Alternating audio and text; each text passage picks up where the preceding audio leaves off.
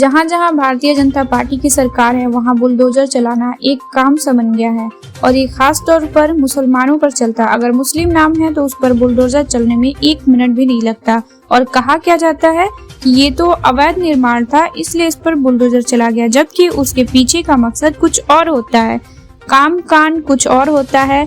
लेकिन उसके बाद ये कहा जाता है कि ये अवैध निर्माण है इसलिए इस पर बुलडोजर चलना जरूरी है। असम में किस तरीके से बुलडोजर चला ये आपने देखा है कि 3 मदरसों को ढा दिया गया और ये दरअसल सरकार की तरफ से कहा गया कि देखो ये आतंकवादी गतिविधियां होती हैं और जो गिराने आए वो ये कह रहे हैं कि ये अतिक्रमण है, मतलब अलग अलग चीजों की इस्तेमाल करते हैं ये लोग। तो अब देखिए इस पर एक सवाल खड़ा हो गया है। जफरुल इस्लाम खान ने ट्वीट किया है कि केवल मुसलमान ही अहंकारी हो सकते हैं। तृणमूल कांग्रेस के पूर्व सांसद हसन इमरान ने कहा है कि अतिक्रमण के नाम पर असम में केवल मुस्लिमों के घरों और संपत्तियों पर बुलडोजर चलाया जा रहा है।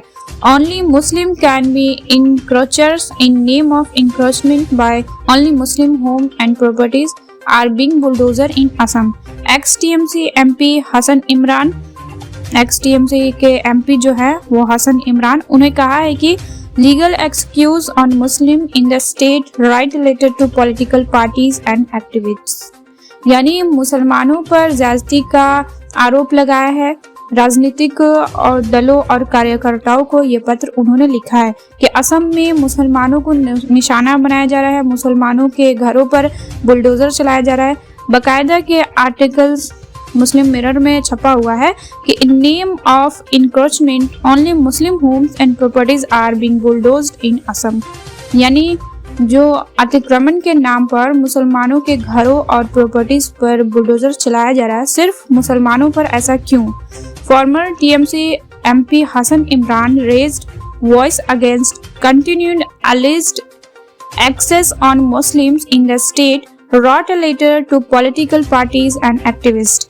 इन्होंने पॉलिटिकल पार्टीज, जो एमपी हसन इमरान, जो पॉलिटिकल पार्टीज हैं, जो राजनीतिक पार्टियां हैं, जो एक्टिविस्ट यानी सोशल एक्टिविस्ट जो है, उन सभी को पत्र लिखकर इसके बारे में कहा है कि जो सरकार है, असम की सरकार है, मुसलमानों के अगेंस्ट काम कर रही है।